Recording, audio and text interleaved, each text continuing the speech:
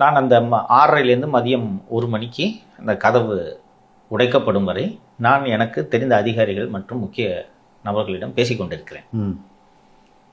காவல்துறையினர் வந்த திட்டம் உள்ள மெத்து வச்சு எடுக்கிறது தான் பிளான்.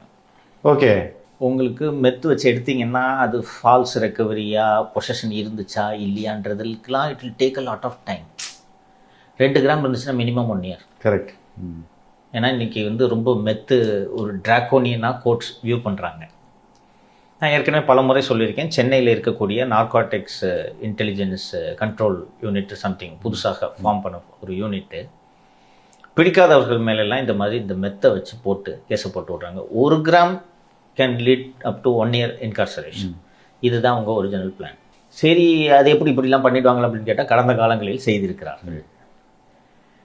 நம்ம கைதான அந்த வழக்கில் கைது செய்ததுக்கு போகும்போது ஃபஸ்ட்டு ஒரு 1/2 கிலோ கஞ்சா வச்சு எடுத்து 1/2 கிலோ கஞ்சான்னா இங்கே மேஜிஸ்ட்ரேட் கோர்ட்லேயும் பெயில் வாங்கிட்டு போயிடுவான், விடக்கூடாதுன்னு சொல்லிட்டு ரெகுலராக கஞ்சா விற்கிறவன் 2 பேர் அதில் சேர்த்து அவங்ககிட்ட ஒரு 3 கிலோ காமிச்சு அதை திருப்பி அது செஷன்ஸ் கோர்ட்டுக்கு போய் அது இன்னும் ட்ரையல் நடந்துட்டு இருக்கு.